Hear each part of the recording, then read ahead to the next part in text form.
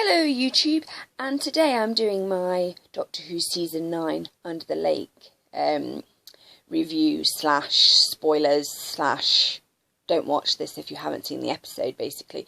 Under the Lake is a cliffhanger episode. Stephen Moffat has got his two-part episode thing going quite nicely for him. It's an episode that's set on the Drum and features a mining crew, and it's a very, very diverse mining crew. I don't know what it is about science fiction and diversity. Star Trek Voyager had a very diverse cast, and I just really don't know. But science fiction lends itself to having multiracial and multi-disability and multi-alien casts quite well. I don't know why that is.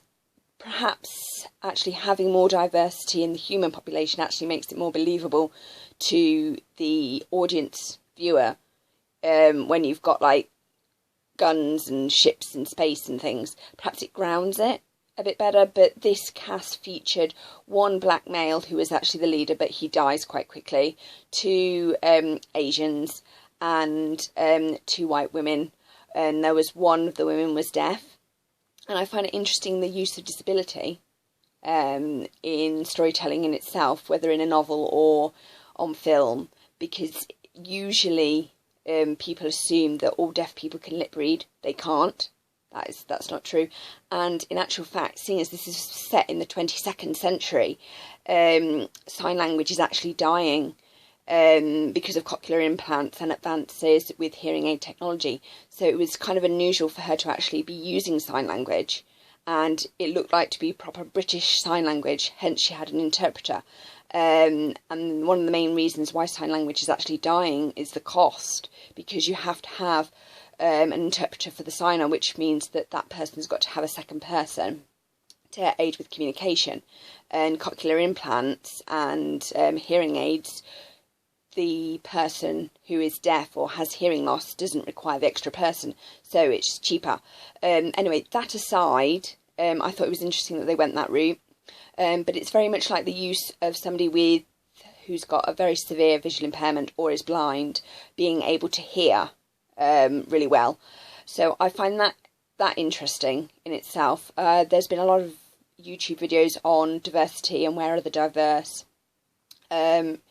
on the internet and in mainstream life, and there's a lot of debate about that. So I'm sorry if that's got kind of controversial, but I find it interesting in itself that science fiction is so diverse, particularly because you're dealing with aliens. So it's kind of like you kind of get over that humans have this need to connect, and it doesn't really matter if you are on a spaceship. Anybody who is the same sort of species as you instantly becomes more important, regardless of ethnicity or so-called skin pigmentation issues, which I find fascinating in itself. Sorry for the random rant on disability and inclusion. I thought it was really, really well done. And the fact that the episode actually just let the signing be. It didn't have any sort of like closed captions underneath. It didn't really have any way of translating it, though they did speak the signs, the interpreter did, but obviously Cass couldn't, which I thought was interesting in itself. And it wasn't obvious. It wasn't sort of, huge gestures. It was actually just normal, which I found really fascinating. Though I wasn't too keen on the Doctor's comment about semaphore, I need flags, but that's because the TARDIS's translator was down, which was a tad poor. But then again, that did go with the line of the plot, which was really, really good. It reminded me of the 10th Doctor story, The Waters on Mars, a bit. And you've always got that moronic character who works for the company and ends up dying. It's interesting that the black male character who is the leader dies first, which is interesting. I don't know what that says. You can make of that what you will. Sorry if this is hugely spoilerific, but I did say that at the beginning. I thought this was a really well written episode, though I'm a tad annoyed with like the first main ghost, because it actually reminded me of an enemy from Buffy the Vampire Slayer, the Gentleman. which is from a really famous episode. I think it's called Listen, because it's an episode where there's no speech whatsoever, which in itself is fascinating because Cassie is deaf, so you've got a link there to that, because I think a lot of New Who does own its roots are sort of Buffy, Vampire Slayer and Angel. If it wasn't for those two shows, we wouldn't have New Who, which is fascinating because I love there's an episode where Andrew says to Spike, who's a British vampire, for those of you that don't know, Andrew says, when finding out that Spike is British, he says to him, "Oh, you're English, right? I've seen every episode of Doctor Who," and Spike just sort of rolls his eyes and like, "You know nothing." I think I've mentioned that before. I found it a really interesting episode of Doctor Who. It's kind of interesting that the Doctor took interest in Clara, because you kind of really don't understand why she's still hanging around with him, and he was right that she does kind of need a hobby or a relationship or something, because she doesn't seem very grounded or anchored. And it's interesting that they're even dressing the same, because Peter Capaldi's character, his jacket is more of a hoodie, and Clara was wearing a leather jacket, so they've kind of like, he's kind of got this sort of links to the Ninth Doctor, Christopher Eccleston's Doctor, costume-wise going on. The sonic glasses, which have replaced the sonic screwdriver, kind of remind me of the glasses in The Matrix, you know, where they use them to sort of like, in The Matrix, when you see people's eyes like that, it means that you're actually looking into their soul and can read their emotions. When they put the glasses on, it's like a barrier, and people can't read their emotions or what they're thinking, which I think is a brilliant thing for a movie, because it's very visual and works really well in the Matrix trilogy. I will be doing a review of the Matrix trilogy at some point, but focusing on Under the Lake. I thought it was a really great episode. It was well written, and I enjoyed it. Though the format of it is very kind of old school Doctor Who. They land on a base, there's an issue, they can't leave, they have to cancel the rescue thing, because if they get rescued, then whatever it is going to get out into the world. Yada yada yada. Buffy quotes. Yeah, Buffy was awesome. Anyway, I really enjoyed that. I made quite a lot of notes on it. I actually don't script most of my reviews, though sometimes I would do bullet points, and this one I did do bullet points. I thought it was interesting to talk about diversity and disability, why and where it's used, and does it aid the plot. And I mean, let's think about this another way. Yes, words are important in this particular episode for transmission, because the ghosts aren't actually ghosts, but are they ghosts? We're not quite sure. It's a mystery, still to be solved. Basically, the mining crew find this alien spaceship and they bring it aboard, and then they get attacked by this gentleman-like ghost with a top hat on, and they couldn't understand why. And basically one of the crew fiddles around with the ship, and this causes an engine to go off, and it kills the black male leader. Not that the fact that he's black or that his male matters, doesn't. That's just how he is. I didn't catch his name. That's an unfortunate thing with these kind of Doctor Who episodes, is you really struggle to actually pick up the other characters' names when there's more than 6 of them.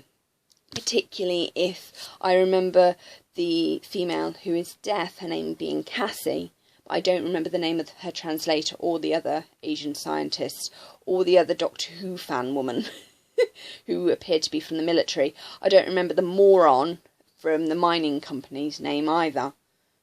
I want to say Nigel, but I don't think his name was Nigel.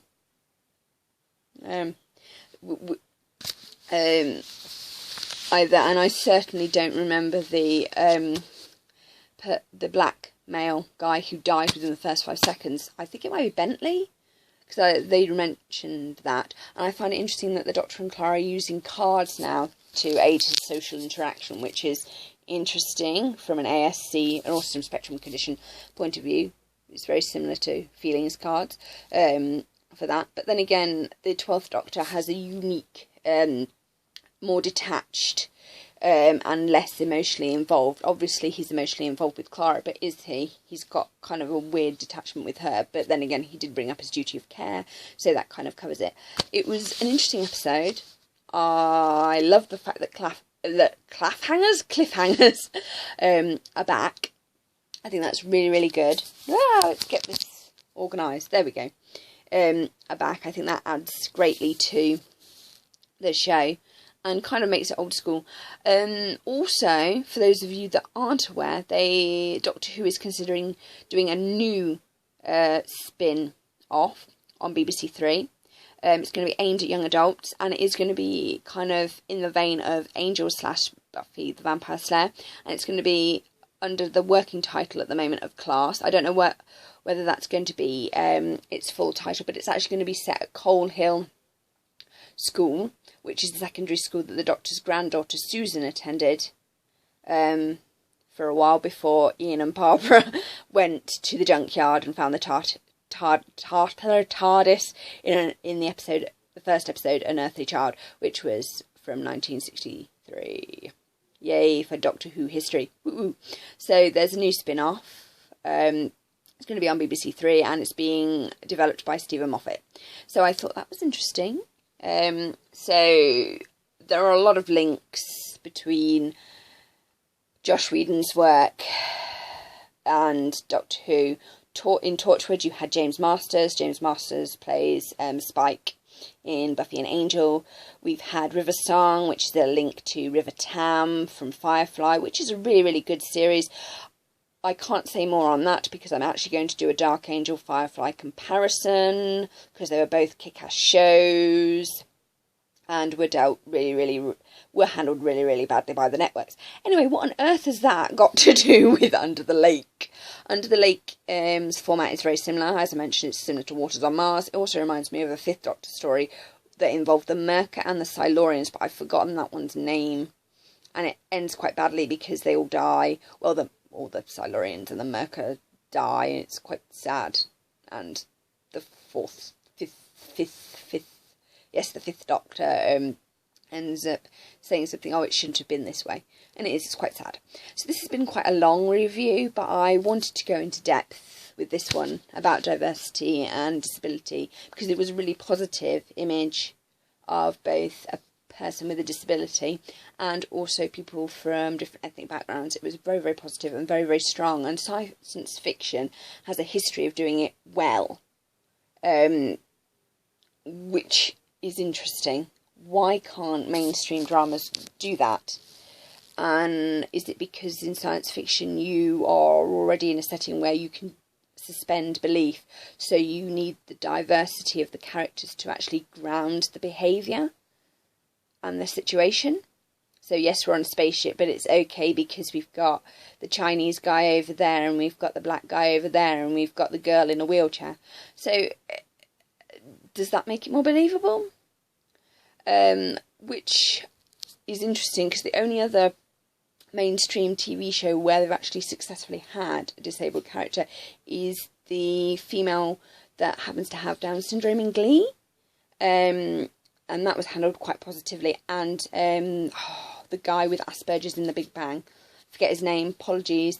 So Shendon, sorry if I'm mispronouncing it.